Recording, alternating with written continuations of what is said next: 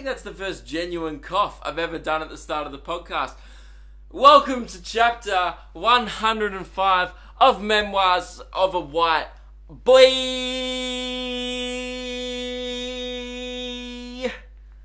That was the longest Memoirs of a White Guy boy ever. Last week I said memoirs. Oh no, I said it was chapter 103 when it was actually chapter 104. All right, I want to acknowledge my mistake because it was pointed out to me by many of you, and I really thank you all for pointing out that error. Sue me. Take me to court, guys. I'm sorry, I made a mistake. I'm only human. Oh wait, you can't take me to court because the podcast is free. There's no damages, alright? What are you going to sue me for? Wasting your time? Wasting 3 seconds of your time? Or wasting an hour of your time every week? I'm pretty sure the judge would argue that if you waited till chapter 105 to sue me, then, I don't know, this is on you now. But welcome to the podcast, guys. If you're new, this is a podcast where I just talk about my life. I talk about what's going on in the world. And sadly, this week, it's been a little bit predictable, the world. Not me, necessarily. My life's been, I live a very unpredictable lifestyle because I'm always, no, look, I'll be honest. I live a pretty predictable life. That's why it's called Memoirs of a White Guy. But the world's been throwing me no curveballs this week. It's been really frustrating. And another thing is that it's raining currently, which means if you're a regular listener of the podcast, you'll know that often my mood is based on the weather. And it's a bit gloomy weather. So if it's a bit of a negative Nelly podcast today, guys, I do apologize, but blame Mother Nature, not me. So, yeah, the world's been predictable this week. Not necessarily me, but just things that have happened. And I feel like if you had have told me last week, like, all these things that have happened this week in the news and stuff, I would have been like, yep, what did you think was going to happen? I should have done a prediction podcast last week where I just predicted, like, yeah, there'll probably be a massive brawl after a UFC event, because it's a room full of violent people.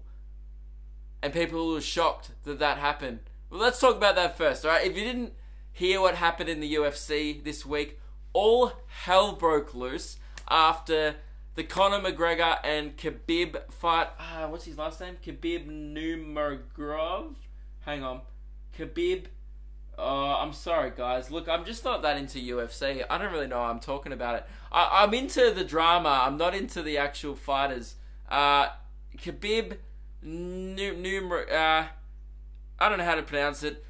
It's Khabib Pugot. Alright, I don't know how to pronounce it. Khabib Pugot. So Khabib, this Russian guy who Conor McGregor was fighting, Khabib won the fight, Conor tapped out, and as soon as the fight ended, Khabib jumped out of the octagon and started throwing like punches to some of Conor McGregor's coaching staff, just started fighting people in the crowd essentially, and everyone was like shocked. The world just went, how could this happen? How could this happen in a room full of people attending to watch violence, people who are already participating in violence? How could this happen? Alright? It's not surprising. It's called Ultimate Fighting Championships. I'm surprised this hasn't happened sooner.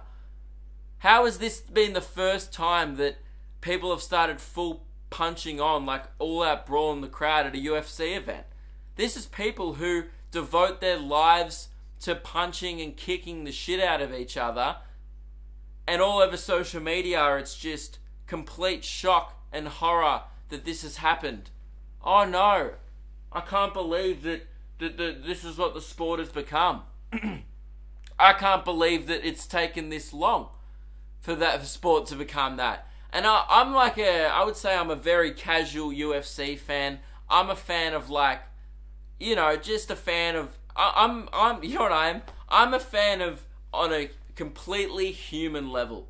And I feel like there's something in our anatomy, it may not be in everyone, but I feel like there's a caveman aspect in all of us that goes like, I don't know what it is. I just like two people of my species punching and kicking the shit out of each other. There's something ingrained in our anatomy that just says, fight! Do it for my entertainment. But I don't want to really do it myself, right? That's been evolved out of me. But there's something in me that's still like, bloody good watching two people kick the shit out of each other. It's just the gladiator thing. You know, we've just evolved to the point where now we have a tap out system. Where now fighters in that position can tap out before someone thrusts a dagger through their neck. And that's a great system, you know. Now when you're being choked out in an octagon, you can be like, I don't want to be choked out anymore. And there's a guy that's like, he doesn't want to be choked out anymore. Who's the ref? And he breaks it up. That's where we've evolved to. Back in the day though, in Gladiators, we were like, make them fight each other and then put a tiger in there. And, oh, wait, can they tap out if the tiger gets too close? Oh, like, I mean, yeah, death. That's tapping out. Their heart stopping, right? Their pulse stopping, them bleeding out on the ground was them going, oh, he tapped out.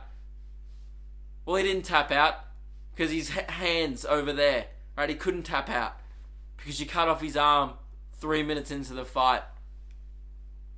But I would say UFC is the closest modern equivalent we have to gladiator fighting because it's kicking, punching, chokeholds. It's pretty violent shit, right? And it's full on stuff. So it's not everyone's cup of tea. You know, not everyone's cup of joe. I get that. But I'm like a passive fan of it where I won't watch it religiously, but if one of the big fights is happening, I'll pay attention. And I feel like there's two types of UFC fans. I'm like one. You know, like I'm like passive, you know, give me a beer and I'll watch two guys kick the shit out of each other and I won't be fazed. And then there's the other type of UFC fan, which is like, fucking get me out there, mate. I'll bloody give it a crack. But you're like, mate, you're 40, you're fat, and you haven't exercised in 3 years. Like, you don't, just because you watch the sport, it doesn't mean you can participate it to the elite level. You know what I mean? Like the type of guys who you bump into at a nightclub and you're like, oh, sorry, mate. And they're like, they're inner Conor McGregor, just some switch. Like, they could be like a full bogan Australian dude who's a UFC fan. Then as soon as someone bumps into him, a flick will switch inside of their brain that's like, I'm Conor McGregor now. They'll be like, who the fuck are you? Who the fuck are you? And they just start doing the arms, the spaghetti arms. And they're and you're like, dude, I just accidentally bumped you. Like, I'll fucking punch your head right into the canvas. Who the fuck? To be sure. Look, I don't know how to do an Irish accent, but there's those guys, right? And those are the type of guy. And then there's a heightened version of that guy, which is the people who dedicate their lives to the sport. The coaches, the hardcore fans, everyone involved in like Conor McGregor's camp, or the other guy's side, right? Those are like a real heightened level. Those are people who are like, fuck, I love you, I love ultimate fighting. Those are those people, right? Now put them all in a room, alright, and make them divided through 3 months of hype and build up, right, to this fight. Put all these people in a room, some of them Russian, some of them Irish, get them all fucking hating each other, right? Get them all fighting on Twitter about religion, their family. Make it personal AF. Get trainers tweeting the other team's trainers going, fuck you, he's gonna get killed, alright? And then get the main two guys to parade around for months in press conferences and all that stuff, building hype, talking shit, saying I'm gonna choke you out in front of millions of people, right? And you tell me how you're surprised that after the fight was done, they weren't done. Because I think these people forget they're in a charged environment. There's a lot of testosterone floating around the room. These people must forget that as soon as that bell rings at the end, it becomes assault. It becomes an offense. It goes from sport to jail. Real fucking quick. And when you're in that environment of, but we were just kicking the shit out of each other 2 minutes ago and people were cheering and it was a sport and we were getting paid millions for it, to ding ding ding, someone's tapped out, split it up, that it's over. Alright? But it must be real hard to switch that off because Khabib just jumped straight out of the octagon and started throwing punches. Then another Russian guy jumped in. One of the Russian trainers, I believe, guy in the red shirt, jumped in the octagon and king hit Conor McGregor from behind. And people are like, oh, I'm surprised that this is what the sport's come to. These are some of the most violent people in the world in a room together who hate each other. It's a miracle. It's a miracle that this hasn't happened sooner. But anyway, that wasn't very surprising. But that happened during the week. That wasn't the only thing that didn't surprise me. Okay, so that one, I was like, I shrugged. Someone told me that. I think Lewis did. We were doing the radio show. He was in Perth, right? And we were talking over the Skype. And he's like, oh, did you see what happened with that Conor McGregor? I think it was Lewis. Yeah. And did you see what happened with that shit? And I was like, yeah. And I shrugged. And I was like, yeah. No shit. That happened. Of course that happened. And then I went on news.com, as I do. You guys know, 2 weeks ago, they were getting a bit sexual on news.com. And that's often where I'll just have a giggle, some of the stories that are happening in the world. And I'll literally just go through. You tell me if you guys are surprised by these. I'll be shocked if anyone goes, huh, this is news to me. Alright, I'll read out a couple of headlines for you. And no one will be surprised, okay? First one I read, staggering amount of money Ed Sheeran earns in a day. And I clicked in the article. He earns about $138,000 a day. Hang on, I'm just waiting for you guys to be shocked.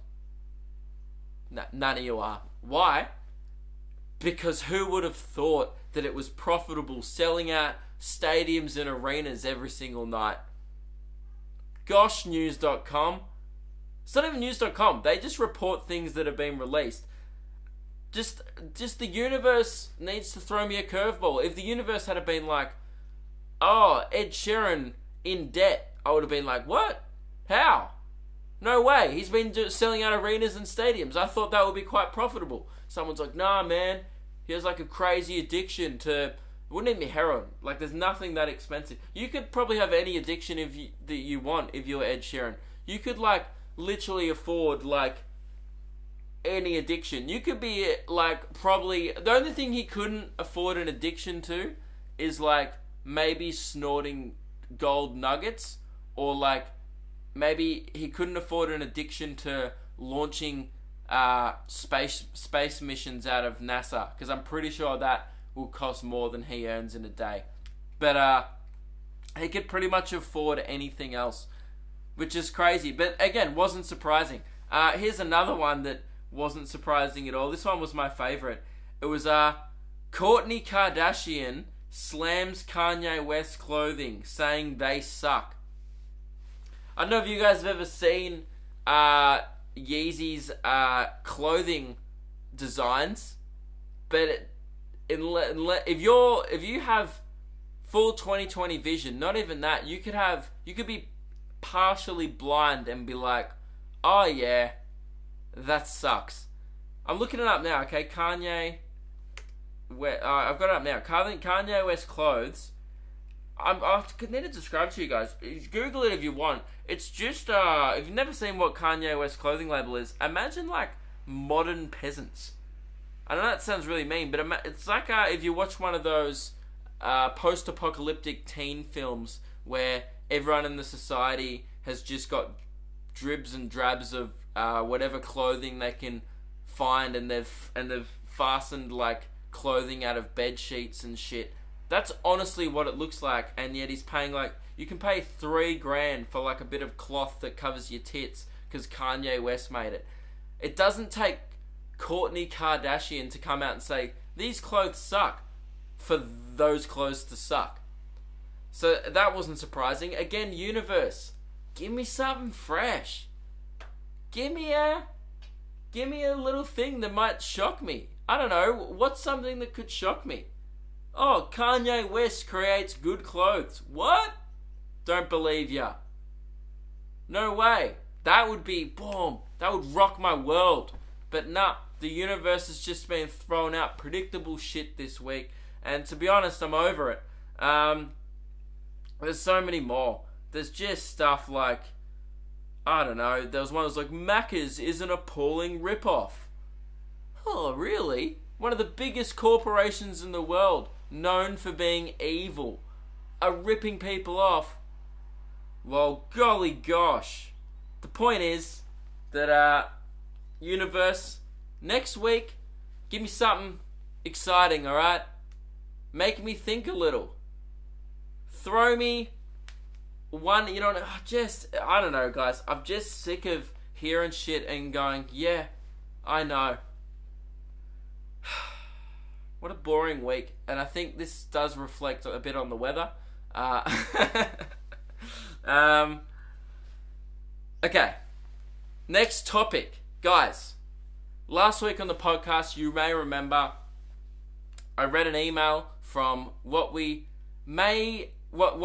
assume to believe could be the most senior podcast listener.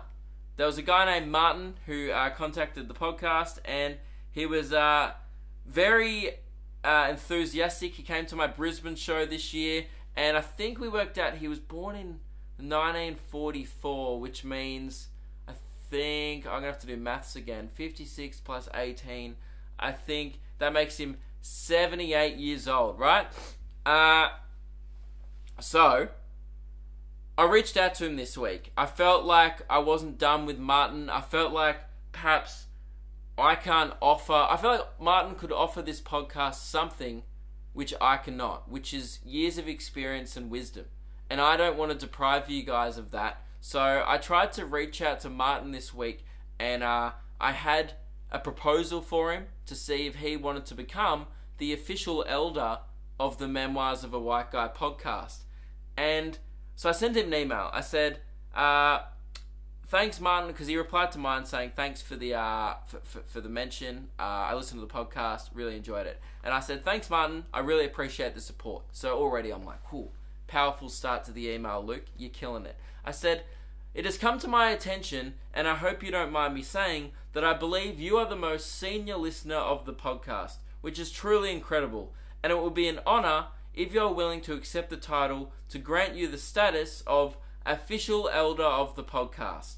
We would be all honored to hear some occasional wisdom and advice from you. Let me know your thoughts on this matter. Cheers, Luke.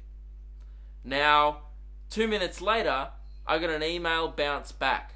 Unfortunately, it was not from Martin. It was from Gmail's mail delivery service saying, sorry, this email is bounced back and cannot be delivered. So I tried to send it again, and I rechecked the email address, and I was like, this is weird because I literally replied to this email last week.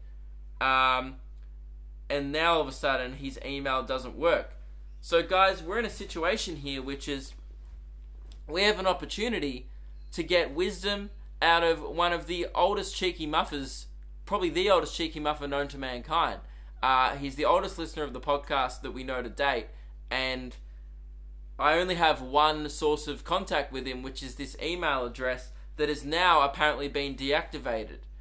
Now, am I surprised that a 78-year-old doesn't want to go on email anymore? Absolutely not. I'm surprised this dude had an email. My grandparents never got on the email train, and probably never will. My grandma has a mobile phone, which is pretty high tech for grandma, but that's as far as she'll go. She's not usually, sending things through the webmail. But anyway, all we know about Martin is, and I really want Martin to be the official elder of the podcast. I feel like he has so much to offer.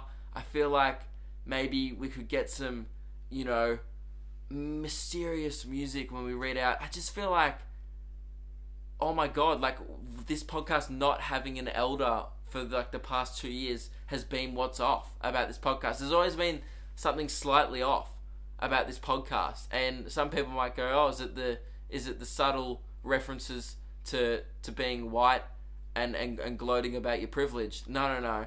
It's the fact that there was no white older male gloating about his privilege. And I feel like Martin could be the answer to that issue. And here's what we know about Martin. He came to my Brisbane show with his grandson. So, if you're the grandson of Martin, can you please reach out to me and let me know if there's any way I could ask your grandpa if he wanted to come on board as the official elder. Alright? So if the grandson's listening, he's from Brisbane, and you know Martin, or if you, I don't know, I feel like now we may never be able to find him because I only have one point of contact with Martin, but I'll do my best, guys, and I guess that's where that leaves us. But I've been working hard this week with the hunt for Osh as well.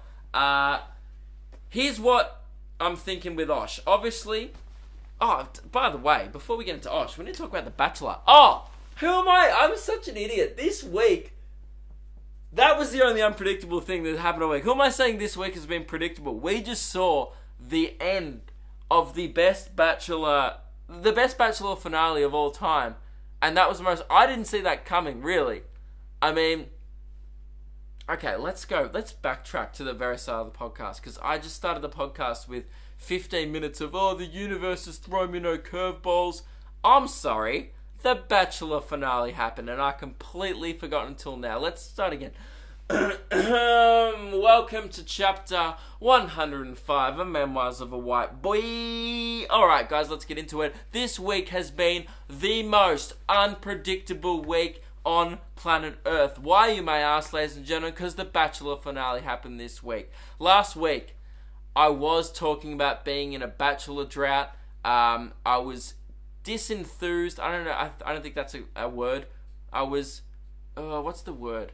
I just felt like something was a little off with this series because I knew that he wasn't really into the girls, which in hindsight now isn't that unpredictable that he wouldn't choose any of them. But if you didn't know what happened, right, you probably knew by now. I made a video about it, right, if you saw that. But the honey badger, Nick Cummins, got to the very end and he chose no one.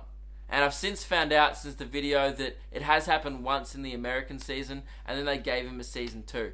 But as I pointed out, I don't want to recover the same stuff. If you want to go hear my longer form thoughts about what happened, go watch the video on my channel. But it's quite ridiculous that this has never happened before. It's like the UFC event. You know, buddy, I'm so shocked that there's no violence. It's like, yeah, I'm surprised that no guy has ever been like, hey, I'm just not that into these 20 girls. And that's totally fine. And I watched like the Project's interview with Nick Cummins after the show, and obviously he chose none of the girls at the end, and Australia tried to like vilify him.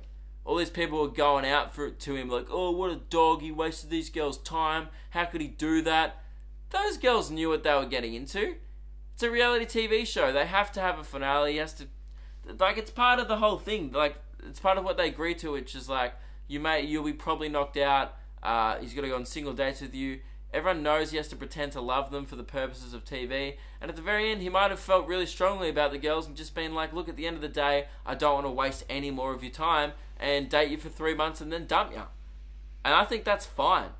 There's nothing wrong with that. But I watched this interview with him on The Project, and they're interviewing the girls, and there's all this like sympathetic music playing in the background. It's this big sob story that the girls got completely heartbroken, and of course they did. But then it cuts to the interview with him, and he's just being honest. I thought what he said was spot on, and it's like evil villain music under him, like painting him as like this fucking dog for just being honest.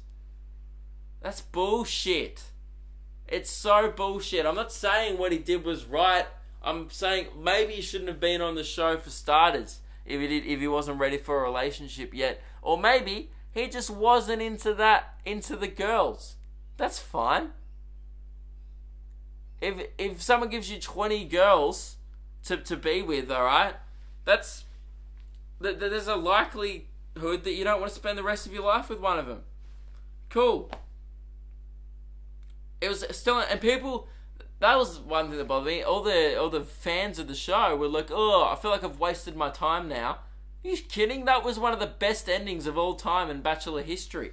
Alright? I didn't even see that shit coming. I honestly just thought he was going to pick Brit and then go, oh yeah, and then just dump her 3 months later. Like, that's what they all do. That's what I just thought, because I'm like, oh, it's predictable. Man, that's what I needed to get back into the franchise. I needed a spanner in the works. I needed something that even Osh didn't see coming.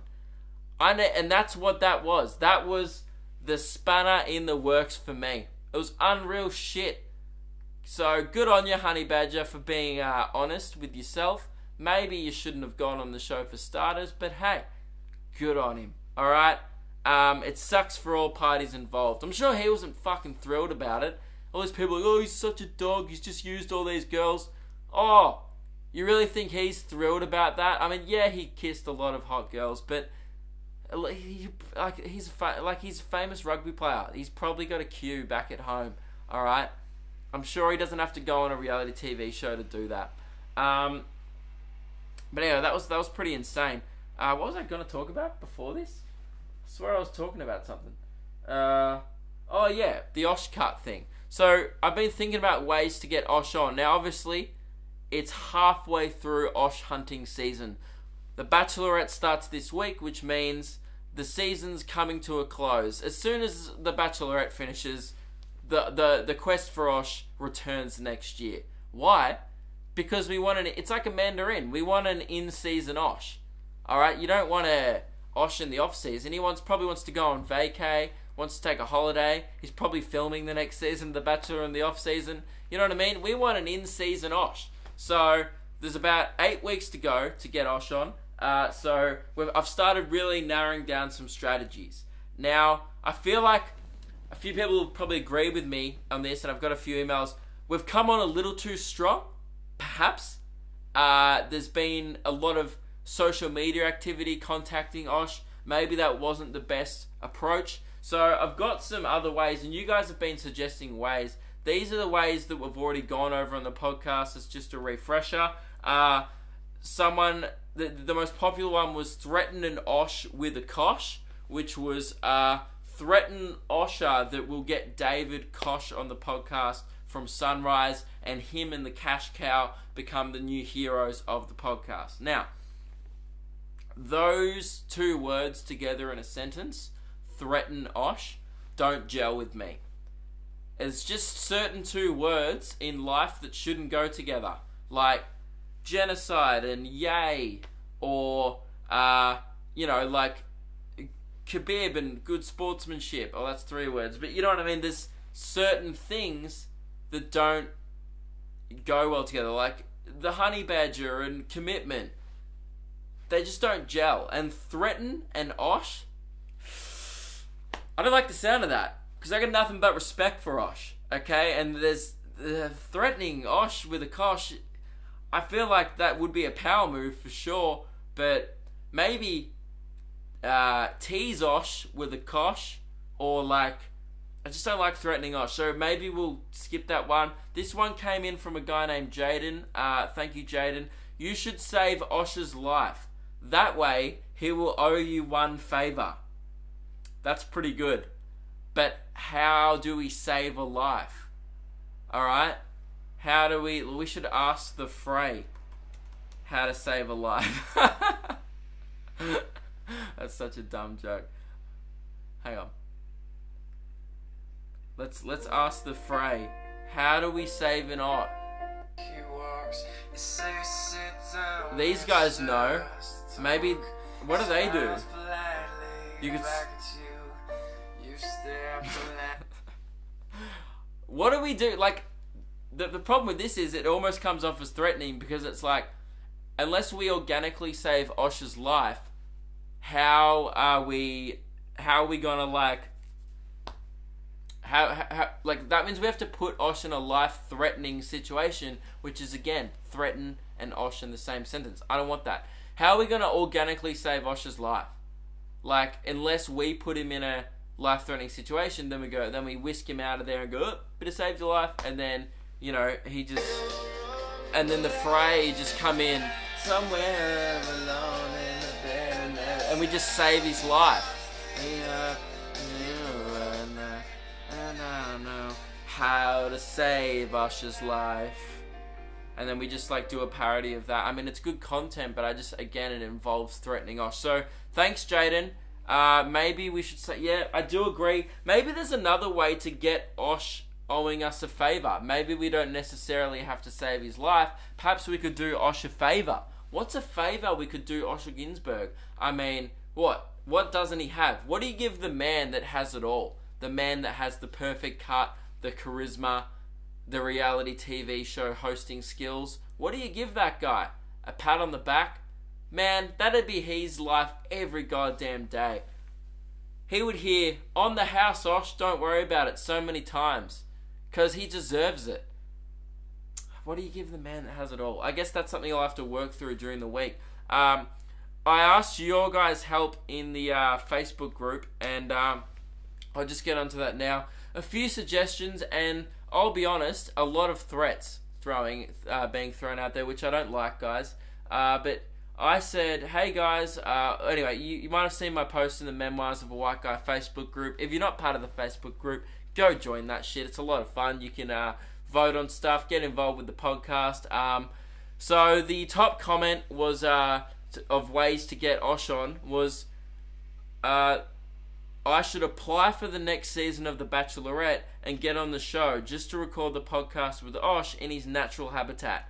That's really genius, but I feel like I've missed... The Bachelorette starts on Wednesday, and I feel like I've missed that for this season.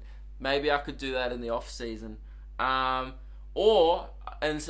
Lachlan's... So that was Nick's suggestion. Then Lachlan's come in with, or apply to be the next Bachelor and spend time with Osh for 8 weeks.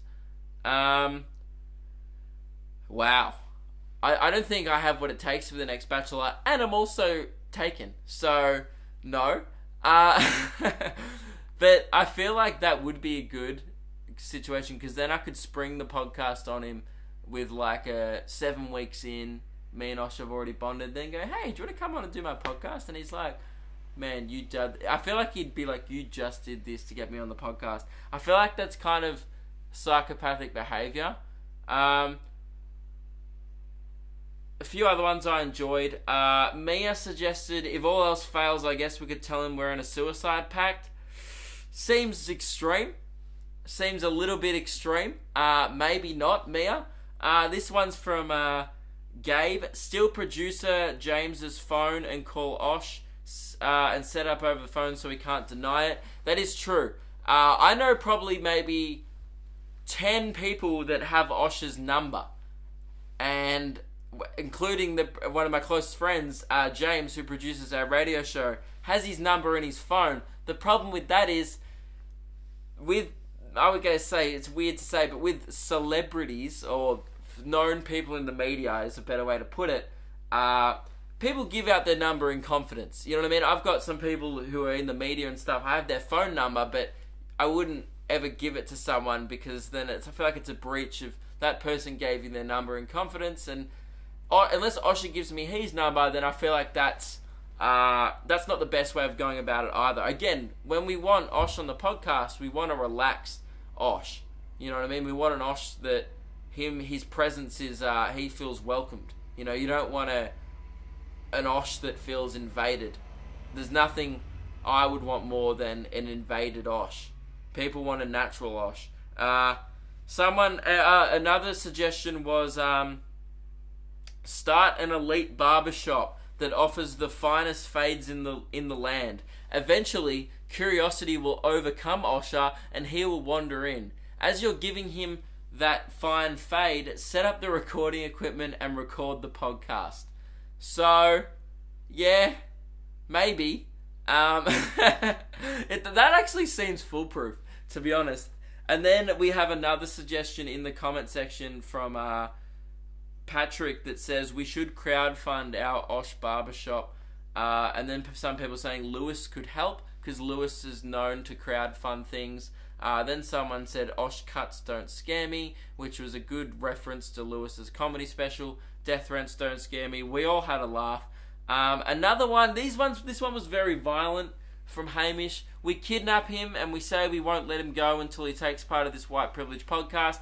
That's the worst suggestion so far. Alright, that's worse than threatening him. We can't kidnap Osh. You guys need to learn some fucking respect, alright? Finn said, threaten to shave Osh's hair if he doesn't come on. What's with all the threats? I thought you guys liked Osher. Alright? I thought we all had respect for Osher. What's this become? Alright, what is it? This is... Maybe we need to take some time off the hunt for Osh. If all you guys want to do is threaten him, alright, you're taking the wrong approach. Do we need to ice out Osh? Is that what we need to do? Freeze him out.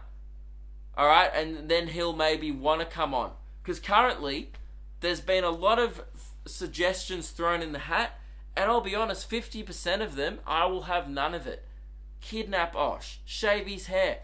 Shaving his hair is worse than kidnapping. As someone with an Osh cut, I can say firsthand that that's one of the worst things you can do to another human being. That's cold-blooded. Alright? If you thought King hitting Conor McGregor after the fight was bad sportsmanship, you shave a guy with an Osh cut. Alright? That's next level torture. That's like Guantanamo Bay shit. You know, like they play Justin Bieber songs on repeat, give them an Osh cut, and then fucking take it away from people. That's how you break a man. That is how you... That makes me squirm just thinking about it. If someone took a shaver to my head right now, I would be in all sorts. I'd have to have therapy for months going like I had it all. I felt what it was like to be him, and then someone took it away from me with a number 3 bzzz, right through the middle. No man deserves to do that. Lewis actually came in with a suggestion. Start up a drive-through Bikini Ash Wash. Eventually, when Osher needs a shower while driving, he will realize this is the perfect place to do it. While he's distracted by the women in bikinis giving his hair a wash, you burst in and interview a stunned yet sparkling clean Osh. Flawless. Great suggestion, Lewis. My only problems with it is Osher, as we all know, is a very happily married man, which means that I don't know if he would be as distracted by the women in bikinis. I feel like maybe we need a... What's something that Osher's known to like? He likes long walks on the beach. Perhaps we can make a drive-through long walk on the beach Osh wash. Maybe we need to entice him with something a little more Osh. You know, I don't think bikini, but yeah, it was a good suggestion. A non-violent solution, this is another one from Finn, could be start a cult worshipping him. Mate, are you listening to the podcast? This is exactly what this podcast is. I've been talking about Osh for about 10 minutes now. Those are some of the suggestions. Let's work through them on the week. If you have any more, the ones I'm liking are starting an elite barbershop. I don't mind Bikini Ash Wash. I'm off. I now don't want to do threaten Osh with a kosh. I do like, the one I like the most is maybe not saving Osh's life, but maybe getting Osh to owe us a favour. It's slight manipulation, but it's cheeky, and I think it could be swept under the rug, and it could go down quite well for us. So let's try, and I'm going to work on that during the week. Something that Osh owes us a favour. I mean, he already kind of owes us a favour. He did deny being on the pod. Well, he didn't. That's the thing. His manager owes us a favour. He doesn't. But anyway, let's do questions. That's how we're going with the hunt for Osh. And yeah, let's do this. Okay, this is like not really a question. I don't think it's a question. This is just one of the funniest bits of correspondence I've ever gotten on the podcast. So a few weeks ago, you may have heard that I was talking about how Fortnite just isn't cool anymore. Like things like that. It's not necessarily Fortnite. Just like trends and stuff aren't cool when 40-year-old people start trying to embrace them. I saw a clip of Jimmy Fallon trying to do Fortnite dance moves, and I went, oh, that's over now. It's done.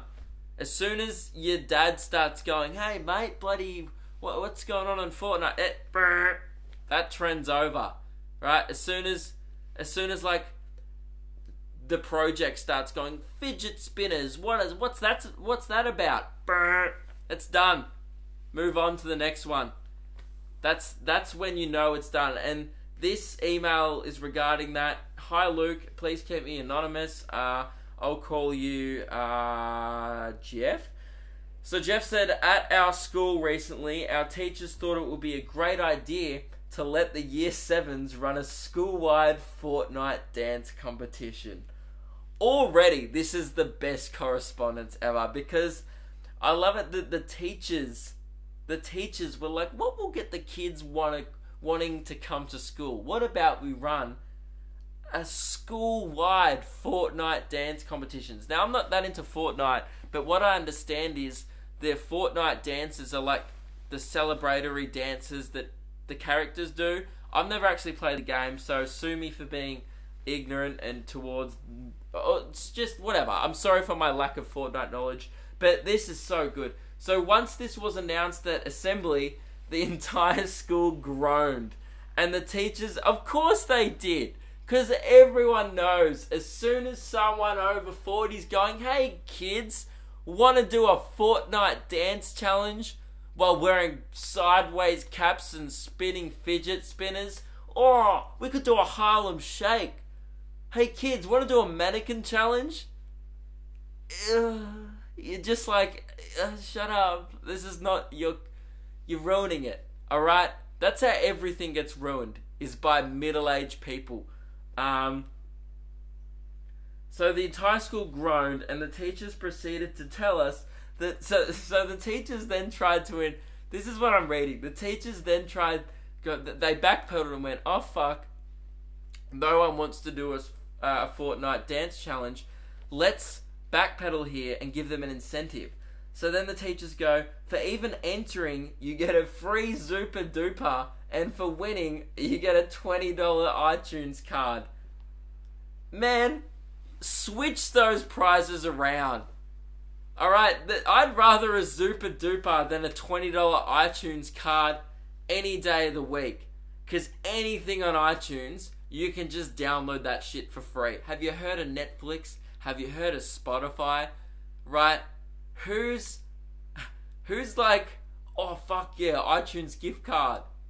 I remember I used to get them as gifts, and I'd be like, what am I gonna spend this on? I'm pretty sure I bought games that I never played. I bought Call of Duty on my PC that I played twice, and I was like, why did I buy Grand Theft Auto and Need for Speed?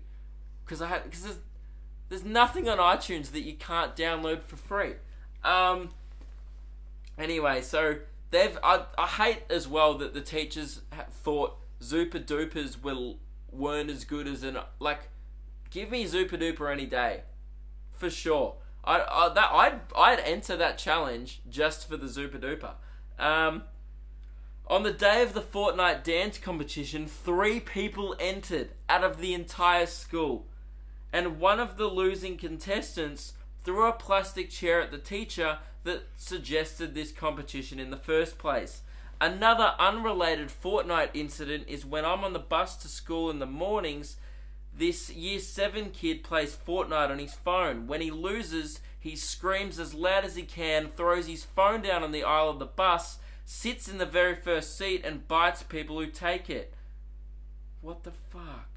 Anyway, this happens every day. I love you, Oshcut, looks great, man. What is wrong with the world?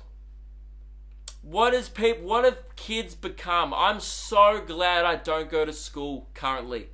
I'm so glad that part of my life is over. No wonder I get emails all the time going, I fucking hate school. It's because there's people biting people on the bus because they lose Fortnite. I want to fucking leave planet Earth, let alone school. What are we doing? Teachers running Fortnite dance just teach maths, please. Just teach maths and English. Oh, let's run a Fortnite dance competition. Nah.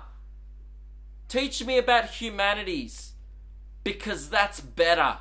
I'd fucking rather learn about the French Revolution than participate in your Zupa Duper filth.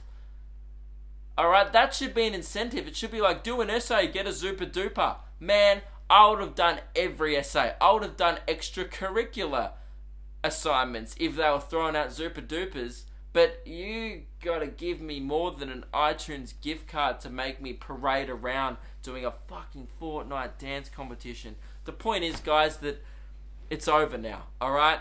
Fortnite's over. This school has tried to run a Fortnite's dance competition. It's no longer cool. Alright, I was never into it, but for those who are, hang up the boots, alright? It's not cool. It's done. Guys, that is the end of the podcast. Thank you very much for listening. I'll see you guys next week. I hope you guys had an awesome week. Next week, I do want to talk about my tour a little bit, the way that's shaping up for next year. I'm making some new kind of moves in the tour game, which is exciting, and I'm super pumped about it. This week, I'm trying to come up with my show name for this year's tour. And I've got a few ideas, but I'm not sure where I'm going to sit yet with it. But yeah, I'll keep you guys updated on that. And yeah, thank you guys so much for listening. Oh, also, before I go, I want to thank you all.